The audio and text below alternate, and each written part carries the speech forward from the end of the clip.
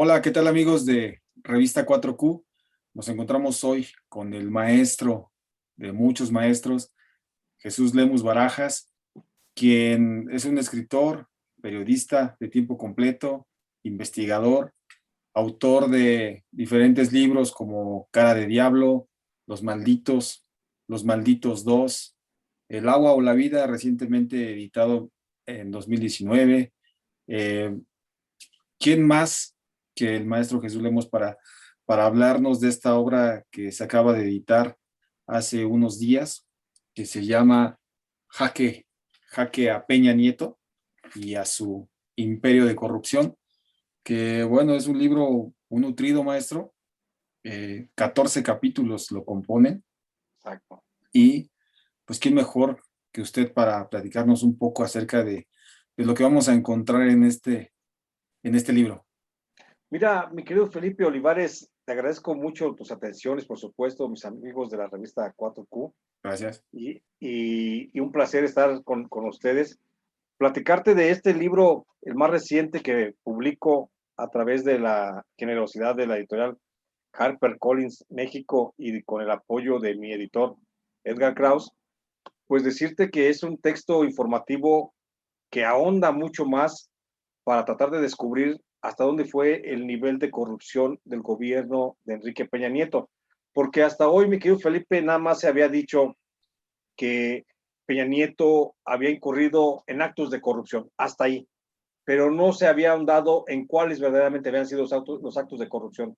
Se había hablado de una Casa Blanca, se había hablado de contratos otorgados a empresas constructoras, se había hablado de desvíos de dinero, se habló de muchas cosas, pero en concreto los medios de comunicación habían estado como volando sobre el tema y brincando únicamente de un punto a otro sin concretar realmente hasta dónde había sido el nivel de corrupción. Lo que hago en el libro Jaque a Peña Nieto es ahondar precisamente, expulgar la administración del presidente Peña Nieto, y no nada más él, sino no nada más la administración, sino también la gestión en el gobierno del Estado de México, qué hizo cuando fue gobernador, y no nada más eso, qué hizo cuando fue diputado. Y no me quedo ahí, sino que voy más para atrás. ¿Quién es Enrique Peña Nieto? ¿De dónde Claro. viene? ¿Cuáles son sus orígenes? ¿Qué se ha dicho y qué no se ha dicho de este presidente de la República tan polémico que tenemos hoy en nuestro país? Y eso es lo que hago en este libro. Hago una biografía no autorizada de su persona, de su vida, por supuesto, y sobre todo de su administración. Y voy encontrando muchas cosas que hoy no se han dicho, pero que sirven de mucho contexto para lo que todos los días refiere el presidente Andrés Manuel López Obrador desde su conferencia mañanera, que habla siempre de la corrupción de los conservadores y de cómo las empresas hicieron negocios al amparo del poder. Y aquí voy estableciendo en una línea cronológica desde que Enrique Peña Nieto nace hasta el día que deja de ser presidente de la República, qué fue lo que hizo y qué no hizo para que la gente pueda tener un contexto más claro si es que un día llegan a preguntarle si se debe o no enjuiciar a los expresidentes de México. Y aquí le aporto una serie de elementos para que piense en qué nivel fue, fue el grado de corrupción del gobierno del que estamos hablando. Un alcance de corrupción, dice usted en el libro, de 100,000 millones de pesos, que están extraídos de las arcas del dinero de todos los mexicanos. Eh, si bien por ahí se ha mencionado que el SAT nos busca si debemos 50 pesos, no te pagan si no has hecho una declaración, si no tienes una carta en la que el SAT te dé una opinión de cumplimiento. ¿Y por qué a estos grandes servidores públicos, ahora servidores de la nación, se les permite pues tomar el dinero como si fuera dulces a granel? ¿Por qué? Exactamente, mi querido Felipe, fíjate que esa es una de las respuestas que trato de exponer y de explicar a lo largo de este texto.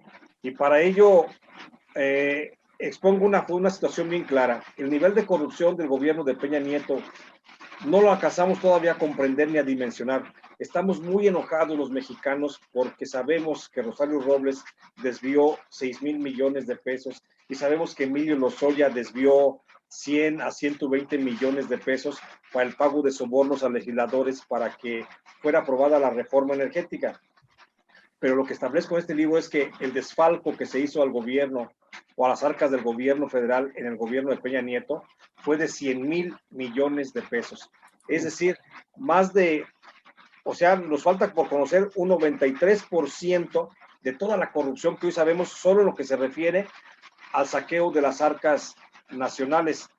Pero de ese dinero que establece la Auditoría Superior de la Federación, que falta en las arcas públicas, no se sabe a dónde fue a parar, no se sabe quién lo robó, nada más se sabe que fueron muchos funcionarios de segundo y tercer nivel del gobierno federal los que a través de obras infladas, obras a sobrecosto, obras inexistentes o pago de obras fantasmas simplemente, pago de materiales de mala calidad, pago de materiales que nunca se recibieron, desviaron esa cantidad de recursos económicos que hoy convierten al gobierno de Peña Nieto pues en el más grande en cuanto a corrupción se refiere en toda la historia del país. Entonces, creo que al comenzar a entrar en este libro de Jaque a Peña Nieto, es comenzar a expulgar esa capa de corrupción y como si fuera una cebolla, ir pelando capa por capa por capa para ir encontrando cada vez más y más y más arraigada la corrupción en esa administración. Porque la administración de Peña Nieto se caracterizó, como lo digo al inicio del libro, precisamente por la cantidad de sobornos que se dieron y por la cantidad por la ola de corrupción que se dio dentro de ese gobierno. Pero se da en tres sentidos. La primera es en cuanto a la corrupción por la extracción de recursos de las arcas federales. La segunda es con relación a la relación que mantuvo el gobierno o el Estado con los grupos del narcotráfico. Y la tercera fue la propia corrupción de las entidades de gobierno, poder judicial, poder ejecutivo y poder legislativo, que se coludieron y transitaron a través del dinero para ejecutar obras públicas y políticas públicas. Retomando un poco lo del poder legislativo, hubo un capítulo muy interesante en el cual citas en tu libro, hablas acerca de la corrupción o de más bien el moche a los diputados que en su tiempo aprobaron las reformas de Peña Nieto. Exacto. Creo que es uno de los temas más medulares porque yo este libro lo terminé de escribir en abril de este año y justamente hace una semana se dio a conocer que la Fiscalía General de la República estaba indagando una red de corrupción que estableció Peña Nieto a través de Luis Videgaray y Emilio Lozoya para corromper a una serie de diputados y senadores para que aprobaran concretamente la reforma energética. Hoy se sabe que la Fiscalía General de la República estableció una carpeta de investigación para ver quiénes participaron en esa red de sobornos. Yo este libro que lo terminé en abril del año pasado, perdón, de este año, es decir, casi 2 meses antes de que la Fiscalía General de la República anunciara esa investigación, pues ya establezco que fueron más de 100 millones de pesos los que destinó el gobierno federal para comprar a 202 diputados del PRI, 107 del PAN, 28 del Verde Ecologista y 10 del PANAL, así como 96 senadores del PRI y del PAN, los que aprobaron la reforma energética y que recibieron pagos de entre 5 millones de pesos a 500,000 pesos, los más poquiteros.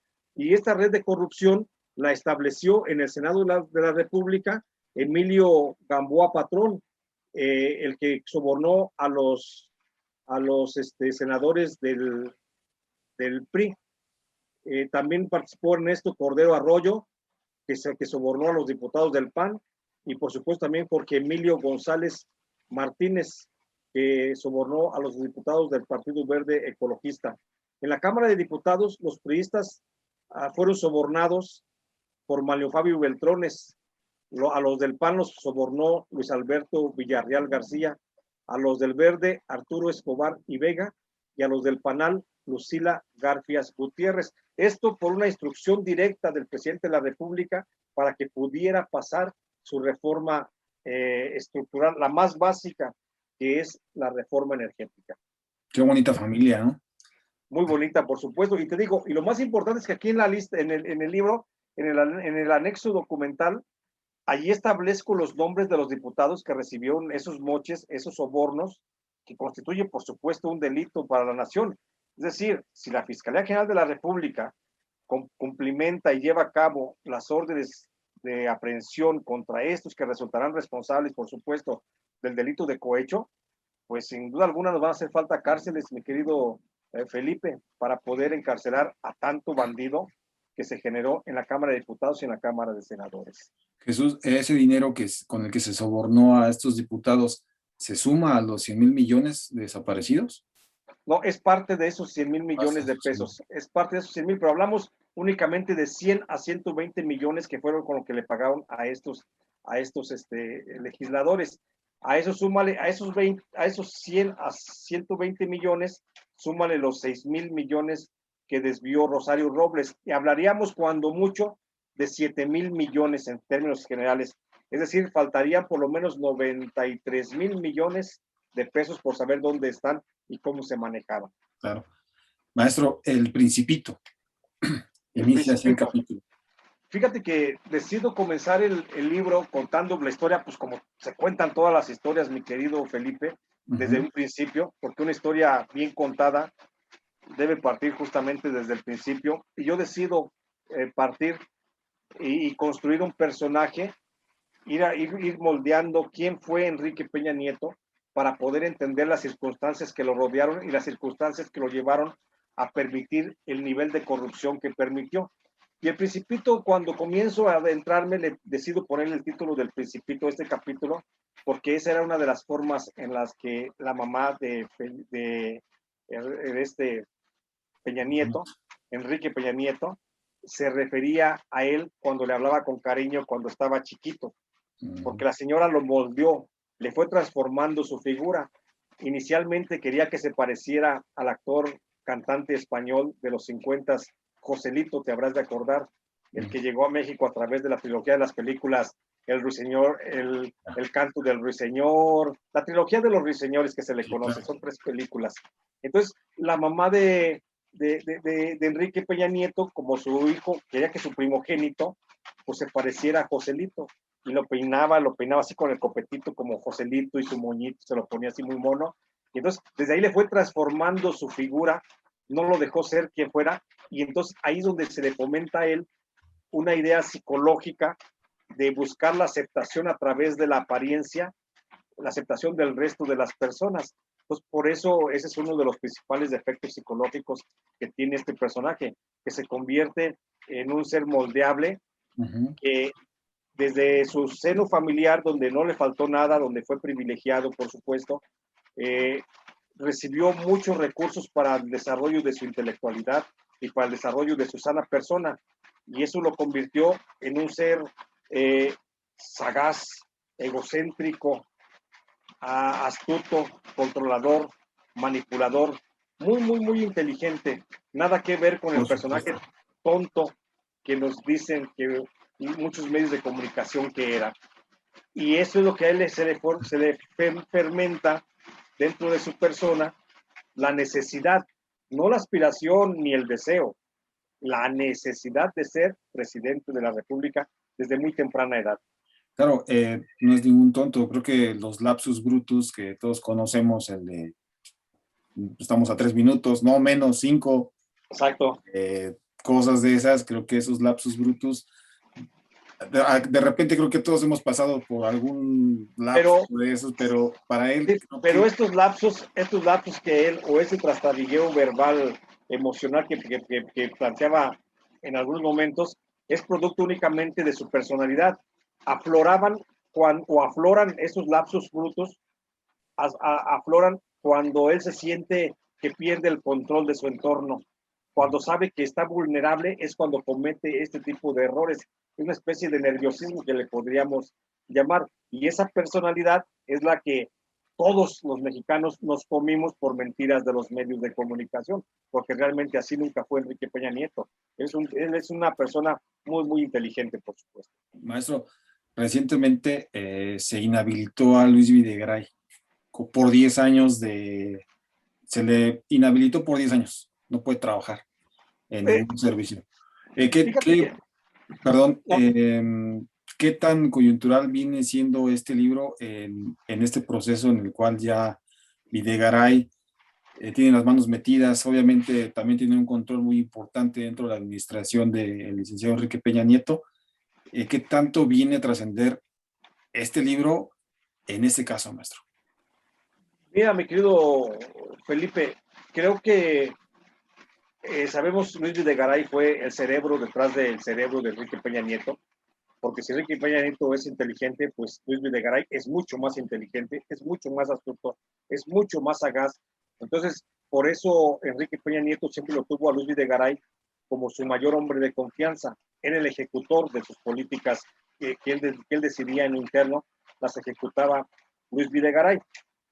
Luis Videgaray es el responsable, gran responsable de parte del saqueo nacional, tanto del erario como del territorio. Y es responsable de esa red de corrupción de la que ya hablábamos de los senadores y diputados federales.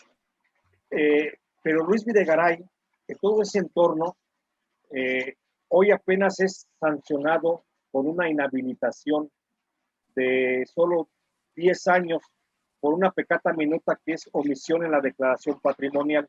Eso no es nada comparado con lo que realmente se le debe juzgar a Luis Videgaray, porque él debería de ser un procesado penalmente por toda la cauda de corrupción que cometió. Y bueno, considero que de alguna forma, no quiero echar las campanas al vuelo, pero yo considero que de alguna forma parte de lo que se señala en este libro pudiera haber influido, aunque me dicen que las investigaciones de este caso estaban ya muy avanzadas desde el año pasado. Pero igual no influyó, pero yo espero que influya por lo menos para que un agente del Ministerio Público pueda llegar a cabo en ese proceso, indagar y establecer una carpeta de investigación. ¿Quiénes son los otros dos Luises, maestro? Hay tres Luises que influyen poderosamente en la vida de Enrique Peña Nieto. Es Luis Videgaray, los otros dos Luises son Luis Vega Aguilar y Luis Miranda Nava. Vega Aguilar se encargaba de pasar la charola a los empresarios para financiar, que le ayudaron a financiar primero la campaña a la gubernatura del Estado de México y después la campaña al gobierno federal, a la presidencia de la República. Y Luis Miranda Nava es el personaje operador político de Enrique Peña Nieto que le ayudó a consolidar su imagen frente a grupos de base social como sindicatos, organizaciones obreras, campesinas, diversas agrupaciones sindicales y laborales que le dieron un gran colchón de apoyo a Peña Nieto cuando fue lanzado candidato a la presidencia por parte del PRI. Muy bien, maestro. Y háblenos un poco también acerca del general. Hay un general aquí que se toca muy importante. Sabemos que también fue recientemente exonerado de cualquier cargo en Estados Unidos y que pues anda por ahí, ¿no? Como si nada desde que Sí, creo que este gobierno, el gobierno de Peña Nieto, si mal no recuerdo, creo que fue tal vez más carnicero, digamos, que el de Felipe Calderón, se podría decir. por Usted fue preso supuesto. fuiste preso, fuiste víctima del gobierno de Calderón, fuiste un preso político, un Sí, periodista preso. eh, sí. es algo que pues debe No ser, debería ocurrir no debe nunca. ocurrir a nadie. Exacto. Pero Bueno, hablando del general Salvador Cienfuegos Cepeda, esa que te refieres, creo que representa una de las partes más corruptas de la administración de Peña Nieto, porque como te decía, una de las tres vertientes de mayor corrupción del gobierno de Peña Nieto fue la de la relación que se siguió o se continuó llevando entre el Estado y los grupos del narcotráfico. Aquella relación que en su momento tuvo Genaro García Luna en el gobierno de Felipe Calderón, que mantuvo con los cárteles de las drogas, esa misma relación de cuando asume el gobierno Enrique Peña Nieto, la asume el general Salvador Cienfuegos como si se tratara de una Secretaría de Estado, como si hubiera una Secretaría de Relación con el Narco, que antes la tenía Genaro García Luna y luego la lleva a cabo o la encabeza el general de la Secretaría de Defensa Nacional, Salvador Cienfuegos Cepeda. Pues lo que yo encuentro en esa relación es que la DEA se quedó corto al referir relaciones de colaboración con el cártel del H2, el famoso Francisco Patrón Sánchez allá en Nayarit.